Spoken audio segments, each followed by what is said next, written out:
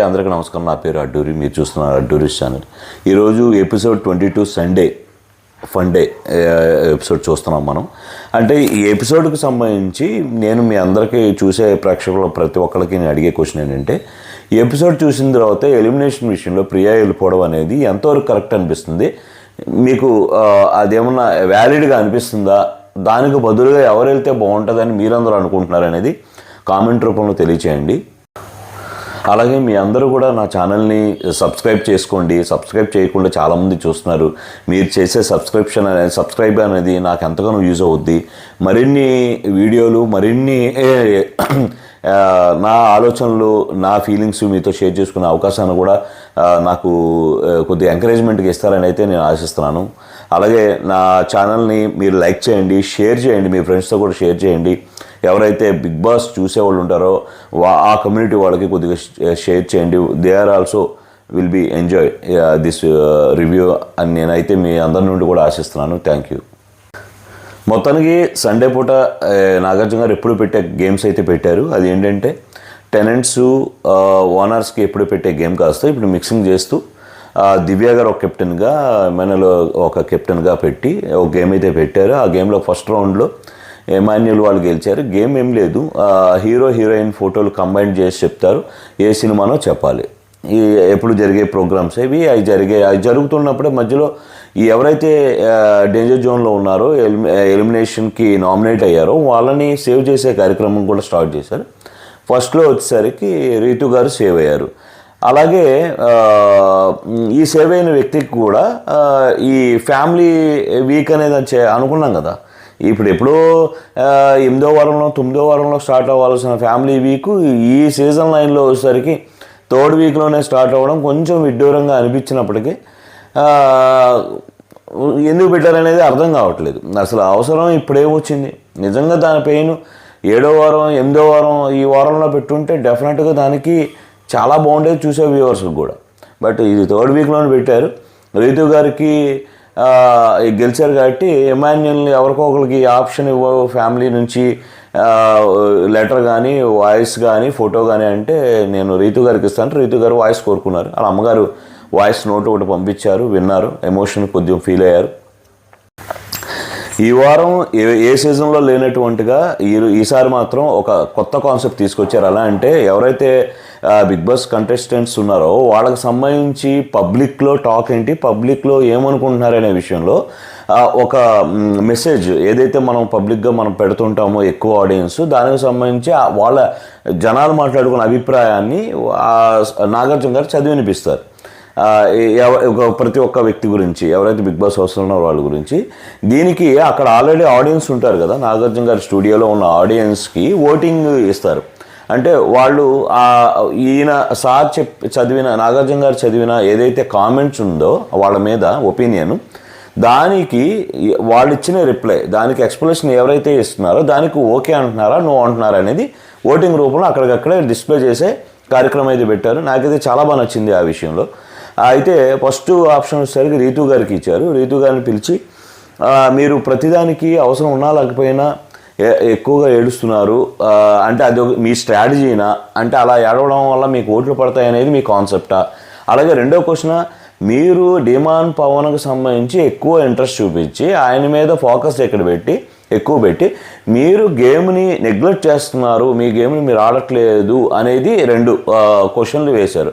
దీనికి రీతు ఎక్స్ప్లెనేషన్ ఏమి ఇచ్చిందంటే, సార్ బయట కూడా నేను అలాగే ఉంటాను, బయట కూడా నేను ఎమోషనల్ ఫీల్ ఎక్కువ, అండ్ ఏదైతే కొన్ని రీజన్స్ ఉంటాయో నాకు ఎక్కడైతే బాధ అనిపిస్తుందో, ఎక్కడైతే ఎమోషన్ ఫీల్ అవుతానో అక్కడైతే నేను అలా ఏడుస్తాను తప్ప కావాలని స్ట్రాటజీగా అయితే నాకు అసలు నా బ్రెయిన్లో లేదు అనేది ఒకటి.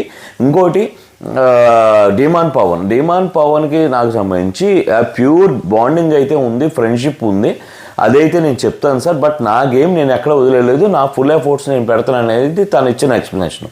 దీనికి నాగార్జున గారు ఆడియన్స్ని ఓటింగ్ చేయమన్నారు. ఆమె చెప్పిన దానికి మీరు ఏకీభవిస్తున్నారా, ఏకీభవించట్లేదని. 35% ఏకీభవించారు, 65% ఏకీభవించలేదు తను చెప్పిన దానికి. సో నాగార్జున గారు ఇదమ్మ పరిస్థితి, ఏమైనా ఉంటే చేంజ్ చేసుకోవాలంటే దానికి కూడా రీతు చౌదరి యాక్సెప్ట్ చేసింది. అయితే ఇది ఎంతమంది దీన్ని ఫాలో అవుతారు, ఎంతమంది వింటారు, ఈ జనాలు ఇచ్చే ఆడియన్స్ ఇచ్చే దీన్ని ఫీడ్బ్యాక్ అనేది మనం నెక్స్ట్ వీక్ మనం చూస్తే కానీ అర్థం కాదు ఎంతవరకు తీసుకున్నారనేది. తర్వాత సుమన్ శెట్టి గారికి నాగార్జున గారు లేపి విషయం అయితే చెప్పారు, ఆడియన్స్ ఏమనుకుంటున్నారు అనేది.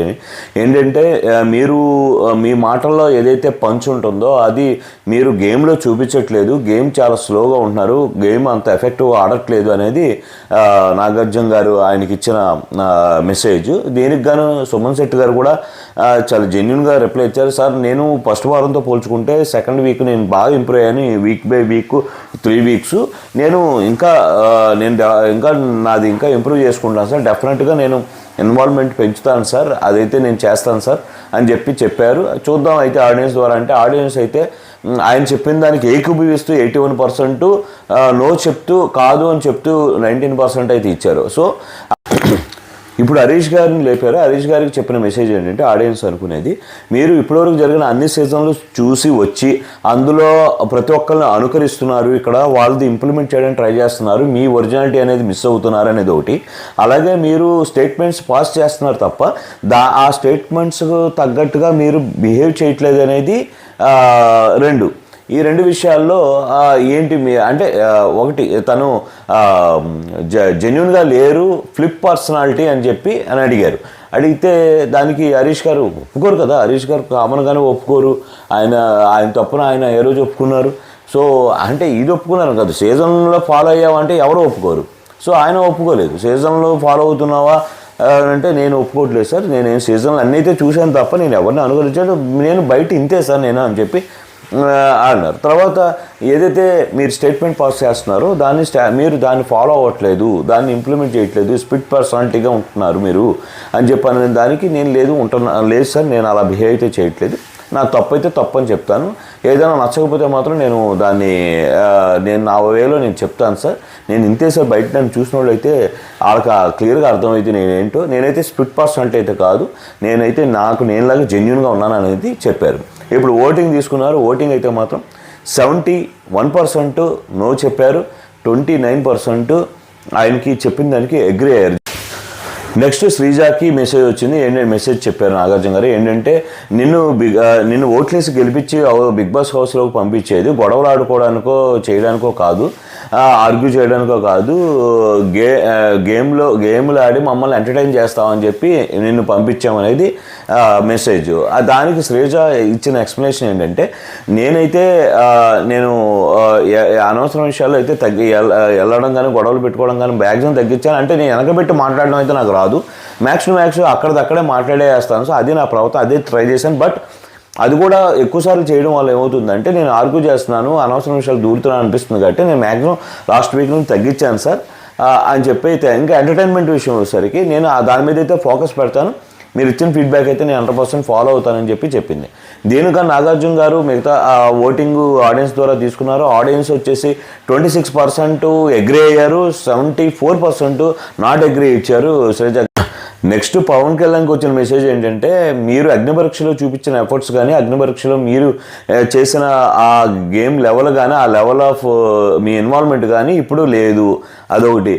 రెండోది ఏంటంటే, పదే మీరు అమ్మాయిల చుట్టూ తిరుగుతున్నారు తప్ప మీరు మీ గేమ్ ఇప్పుడు ఆడతారు ఇదే అని చెప్పి 2 క్వశ్చన్లు. ఈ 2 క్వశ్చన్లకి పవన్ కళ్యాణ్ ఇచ్చిన ఎక్స్ప్లెనేషన్ ఏంటంటే, లేదు సార్, నేనే ఫీల్ అవుతున్నాను, నేనే అగ్రీ అవుతున్నాను, నేను అగ్నిపరీక్షలో పెట్టినంత ఎఫర్ట్స్ కానీ ఆ లెవెల్ ఆఫ్ గేమ్ కానీ నేను ఇక్కడ చూపించాను, దానికి ఒకటే రీజన్, నాకు ఎక్కడ కూడా ఆపర్చునిటీ రాలేదు, వచ్చిన ఆపర్చునిటీ కూడా బై బ్యాడ్ లక్ నేను మిస్ అయ్యింది. సో అది అయితే నేను ఒప్పుకుంటాను సార్ అని చెప్పన్నాడు. అలాగే అమ్మాయిల విషయం వచ్చేసరికి నేను అమ్మాయిల చుట్టూ ఎక్కువ తిరుగుతున్నాను అనేది కాదు సార్, అది మేమందరం సేమ్ జనరేషన్ కాబట్టి మేబీ మేము అలా బాండింగ్ కుదిరింది. సో బట్ అదైతే మాత్రం అమ్మాయిల చుట్టూ తిరగడం కాదనేది తను ఇచ్చిన ఎక్స్ప్లెనేషన్. దానికి గాను 52% నాట్ అగ్రీ ఇచ్చారు, 48% తను ఆనందానికి ఆడియన్స్ అగ్రీ అవుతూ ఓటింగ్ శాతం ఇచ్చారు. సో తర్వాత ప్రియాని లేపారు, మెసేజ్ అయితే వినిపించారు, ఆడియన్స్ ఏమనుకుంటున్నారనే మెసేజ్ ఏంటంటే, మీరు మానిటర్గా ఉన్నప్పుడు మీ మాట ఎవరు వినట్లేదని అంటూనే మీరు అలాగే కెప్టెన్ మాట కూడా మీరు వినలేదు. అంటే మీ మాట అందరూ వినాలనుకుంటారు, బట్ మీరు మాత్రం కెప్టెన్ మాట మాత్రం వినరా, ఒకటి. రెండో క్వశ్చన్ ఏంటంటే, మీరు స్మార్ట్గా అందరికన్నా స్మార్ట్ అని మీ ఫీలింగ్, స్మార్ట్గా ఎక్కువ అంటే ప్రతి విషయంలో కూడా మీరు క్వశ్చన్ చేయడం అనేది దేనికి చేస్తారంటే కెమెరా మీ మీద అటెన్షన్ పెట్టాలి, మీకు టైము కెమెరాలో పడాలనేది మీ ఉద్దేశంతోనే మీరు ప్రతి విషయానికి క్వశ్చన్ చేస్తారు అవతల వాళ్ళని. స్మార్ట్గా ఫీల్ అవుతారు, దీన్ని స్మార్ట్ గేమ్గా ఫీల్ అవుతారని చెప్పి క్వశ్చన్. దీనికి ప్రియా ఇచ్చిన ఎక్స్ప్లెనేషన్ అదేం లేదు సార్, కెప్టెన్ అంటే అందరి మానిటర్లకి హెడ్, నా ఒక్కదానికి ఫుడ్కి సంబంధించిన మానిటర్ మీదే ఆమె వచ్చి మానిటరింగ్ ఇది చేయక్కర్లేదు, అందరికీ చేయాలి కదా. ఆ విషయంలో నేను క్వశ్చన్ చేశాను ఒకటి. ఇంకోటి, నేను కెమెరా అటెన్షన్ కోసం కాదు సార్, నాకు అక్కడ తప్పు అనిపిస్తే నేను అడిగాను అనేది ఆమె ఎక్స్ప్లెనేషన్. దీనికి జనాలు ఓటింగ్ ఎలా ఉందని చూస్తే ఆల్మోస్ట్ 82% నో అని చెప్పారు, 28% 18% ఆమె చెప్పిన దానికి ఏకీభవించారు. అంటే ఆల్మోస్ట్ మెజారిటీ పీపుల్ ఆమె చెప్పిన దాన్ని జెన్యూన్గా కరెక్ట్గా భావించలేదనేది అయితే. ఈ మధ్యలో కొన్ని సినిమా ప్రమోషన్స్ అలాంటి డ్యాన్స్ ప్రోగ్రామ్స్ ఇవన్నీ జరుగుతుంటే దాని గురించి అయితే నేను పెద్దగా ఎక్స్ప్లెనేషన్ అయితే ఏమేమో, నేను స్టిక్ ఆన్ మై ఏదైతే మనం బిగ్ బాస్ హౌస్లో ఈ కంటెస్టెంట్స్ ఏదైతే జరుగుతుందో దాని వరకు అయితే ఎక్స్ప్లెయిన్ చేస్తాను. అయితే ఈ మధ్యలో బతుకమ్మ పండగ అవన్నీ రన్నింగ్లో ఉన్నాయి, డీజే టీలు వీళ్ళందరూ వచ్చారు కాబట్టి సిద్ధు వీళ్ళు హీరోయిన్స్తో వాళ్ళతో బతుకమ్మ పండగ ఇదంతా జరిగింది. తర్వాత గేమ్ కంటిన్యూ చేశారు, ఇందులో ఒక గేమ్ జరిగింది కదా హీరోయిన్, ఆ టైప్ గేమ్ జరుగుతుంది. ఆ గేమ్లో ఈసారి విన్ అయింది ఎవరంటే దివ్య వాళ్ళ టీము విన్ అయ్యారు కాబట్టి దివ్యకి అవకాశం ఇచ్చారు. ఫ్యామిలీ నుండి వచ్చే ఫోటో అవ్వచ్చు, వాయిస్ అవ్వచ్చు, లేదంటే ఏదైతే లెటర్ అవ్వచ్చు, ఈ మూడిట్లు ఏది ఎవరికి ఇవ్వాలనుకుంటున్నామంటే సంజన గారి పేరు చెప్పారు. సంజన గారికి సంజన 2 అడిగింది, తనకు తెలుసు కదా ఎక్స్ట్రాడినరీ కదా ఏదైనా సరే. సో వాయిస్ లెటర్ 2 అడిగింది, బట్ నాగార్జున గారు ఏదో ఒకటే అమ్మా అని చెప్పి వాయిస్ అయితే ఇచ్చారు. వాయిస్ వినిపించారు, తను ఈ ఫ్యామిలీ నుండి వచ్చిన వాయిస్ వినింది, చాలా హ్యాపీగా ఫీల్ అయింది. మంచి తనుజ గారిని నాగార్జున గారు లేపారు. ఏంటంటే మెసేజు, మీరు ఇంకా సీరియల్ నుండి బయటకు రాలేదా, సీరియల్లో ఉన్నారనే అనుకుంటున్నారా, బిగ్ బాస్ హౌస్లో ఉన్నట్టు మీరు ఫైట్ అయితే ఇవ్వట్లేదు, ఎప్పుడు ఎమోషనల్గా ఏడుస్తున్నారు. నెక్స్ట్ వంటగదిలో నుంచి మీరు బయటకు వచ్చాక బాగా డౌన్ అయిపోయారు, అంత అగ్రెసివ్నెస్ కానీ అంత ఫైర్ కానీ మీలో లేదు, గేమ్లో అంత ఇదిగా ఇన్వాల్వ్ అవ్వట్లేదు అనేది ఇది మెసేజ్. దానికి ఆమె ఎక్స్ప్లెనేషను ఆబ్వియస్లీ లేదు సార్, నేను ఇంట్లో ఏడుస్తాను, ఎక్కువ ప్రతిదానికి ఏడుస్తాను, ఇంట్లో ఉన్నా సరే కొద్దిగా ఎమోషన్ అయిపోతాను అని అంటే, అలా ఇంట్లో వాళ్ళు అయితే ఒప్పుకుంటారు కానీ బయట వాళ్ళు ఒప్పుకోరు కదా తనుజ గారు, అది ప్రాబ్లం ఇక్కడ. అలాగే గేమ్ వంటగదిలో ఉన్నప్పుడు యాక్టివ్గా ఉన్నారు, వంటగదిలో అంటే అదొక పనే కాదు కదా, ఆడియన్స్ ఫీలింగ్ మా ఫీలింగ్ కూడా. వంటగది అనేది ఒకటే టాస్క్ కాదు, మిగతా చాలా టాస్కులు ఉన్నాయి, కొంచెం మీరు ఇన్వాల్వ్ అయితే బాగుంటుంది అనేది ఒక ఇది. నెక్స్ట్ డీమాన్ పవన్ గారికి వచ్చేసరికి, మీరు ఏదైతే రీతు గారితో మీరు బాండింగ్ అనేది ఉందో అది కేవలం ఫేక్, కేవలం మీరు కంటెంట్ ఇవ్వడం కోసమే మీరిద్దరూ అలాగా బాండింగ్ ఫీల్ అవుతున్నారు తప్ప అందులో జెన్యూనిటీ అయితే ఏం లేదు అనేది మెసేజ్. దానికి డీమాన్ పవన్ గారు, లేదు సార్ అది కంటెంట్ కోసం అయితే నేను చేయట్లేదు, కెమెరాలు చూస్తాయనో కాదు నేను ఇచ్చేది, ఇది ప్యూర్ బాండింగ్ మా ఇద్దరికి సంబంధించి. అవతల వ్యక్తి నుండి నాకు ఏదైతే లవ్ కానీ ఎఫెక్షన్ కానీ వస్తుందో ఆబ్వియస్లీ అదే వ్యక్తికి నేను అది ఇవ్వడానికి అయితే ఉంటాను, అది నా నేచర్ అనేది ఎక్స్ప్లెయిన్ చేశారు. దానికి గాను 84% నెగిటివ్ ఓటింగ్ ఇచ్చారు, అంటే అగ్రీ అవ్వట్లేదు, ఆయన జెన్యున్గా చెప్పట్లేదు అనేది ఆడియన్స్ యొక్క పోలు. మిగతా 14% ఓకే అన్నారు, ఆయన చెప్పింది కరెక్ట్ అని చెప్పి అయితే ఓటింగ్ వేశారు. ఇమాన్యుయల్ గారికి కూడా మెసేజ్ అయితే చెప్పారు, ఏంటంటే మీరు ఇంకా ఒరిజినాలిటీ ఏది బయటకు రాలేదు, ఇంకా మీరు ఇంకా అంటే ఏది మాట్లాడితే ఏమనుకుంటారో, నా గురించి బ్యాడ్గా అనుకుంటారని చెప్పి అయితే కవర్ చేసుకుంటూ మాట్లాడుతున్నారని చెప్పి అయితే అడిగారు. దానికి ఇమాన్యుయల్ గారు, లేదు సార్ నేను జెన్యున్గానే ఉన్నాను, ఏదైనా నేను నామినేషన్లో అయినా సరే ఏదైనా నేను మాట్లాడుతానంటే అది నా మనసులో నేను ఏదైతే అనుకుంటున్నా అదే చెప్పాను తప్ప ఏది కూడా నేను కవర్ చేసుకుని ఫిల్టర్ చేసుకుని అయితే మాట్లాడట్లేదు సార్ అన్నారు. దానికి గాను ఆల్మోస్ట్ 91% అగ్రీ అయ్యారు ఆయన చెప్పిన దానికి. అంటే ఆయన జెన్యున్గా ఆయన ఉన్నారు అనేది 91% అయితే మాత్రం ఆయనకి ఇచ్చారు, అలాగే 9% నెగిటివ్గా ఇచ్చారు. సో రాథోడ్ గారికి అమాయకుడు అనుకునే, చాలా మంచివాడు, రాముడు మంచివాడు అనుకునే రాము రాథోడ్కి వచ్చింది. అట్లీస్ట్ ఎక్కడైనా ఆయన ఓపెన్ అప్ అవుతాడేమో చూశారు నాగార్జున గారు, ఆ ఓపెన్ అప్ అయితే అవ్వలేదనేది నా ఫీలింగ్. ఎందుకంటారా, ఇప్పుడు ఆయనకి ఏం మెసేజ్ ఇచ్చారు, ఇప్పటికైనా ఓపెన్ అప్ అవుతావా లేదా, ఇంకా అలాగా మీరు మీ ఒపీనియన్ మీద మీరు స్టాండ్ తీసుకోవట్లేదు అని చెప్పి అంటే బయట హీరో కాస్త ఇక్కడ 0 లెవెల్కి వచ్చేసాడు అనేది మెసేజ్.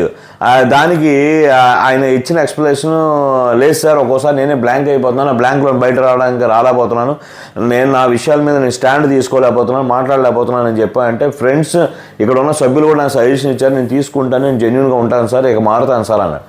అని దాని మీద సరే అయితే నీ జెన్యూనిటీ. అలాగే ఇంకో మెసేజ్ కూడా ఉంది అందులో. ఏం మెసేజ్ చెప్పారండి నాగార్జున గారు, మీరు ది బెస్ట్ ఎవరు, ది వర్స్ట్ అనేది మీరు చెప్పగలరా, ఇప్పటికైనా మీరు ఓపెన్ అప్ అవ్వగలరా అన్నారు. కానీ ఇది ఆడియన్స్ మెసేజ్ ఏం కాదు, వాళ్ళ బిగ్ బాస్ ఎరగాటంలో పెట్టడానికి పెట్టిన మెసేజ్ అయితే నేను అనుకుంటాను. దానికి ది బెస్ట్ ఎవరు వరస్ట్ ఎవరు అని చెప్పమంటే మనం రాము రాథోడ్ గారు కంప్లీట్గా ఇక్కడ కూడా సేఫ్ గేమ్ ఆడారని చెప్పాలి. ఒకటి ఎమాన్యుల్ అన్నారు, నేను అనుకున్న మా పేర్లు ఏంటంటే ఎమాన్యుల్ను భరణి గారి పేరు చెప్తారనుకున్నాను, ఎమాన్యుల్ పేరు పెట్టి ఓకే డన్. వరస్ట్ అంటే ఎంత దారుణం రాము రాథోడ్ గారు, మీరు చెప్పిన పేరు ఫ్లోరా గారి పేరు చాలా ఈజీగా చెప్పేశారు. ఫ్లోరా గారిని మీరు ఏ రకంగా మీరు వరస్ట్ అని అంటారు అంటే మీకు సాఫ్ట్ కార్నర్ను మీరు ఏమన్నా సరే ఆమె ఏమీ తీసుకోదు, లైట్ తీసుకుంటుందనే ఉద్దేశంతో కదా ఈజీ ఆన్సర్ ఎదుర్కొన్నారు మీరు. అంతకన్నా వరస్ట్గా ఆడేవాళ్ళు లేరు ఆ హౌస్లో. ఇంకా మీరు ఓపెన్ అప్ అవ్వట్లేదని చెప్తాను నేనైతే. ఎంతకన్నా వరస్ట్గా ఆడేవాళ్ళు హౌస్లో లేరా అంటారు. ఫ్లోరా గారు ప్రూవ్ చేసుకున్నారుగా, మనం బాగా ఆడారుగా, బయటకు వచ్చారుగా, లాస్ట్ 2 వీక్స్ ఉండి ఆ మేడం కనిపిస్తున్నారని చెప్పాలి. సో ఇంకా అందుకని మీకు 91% మీకు ఇంకా మీరు చెప్పిన జెన్యూన్ కాదని ఓట్లు వేశారు జనాలు.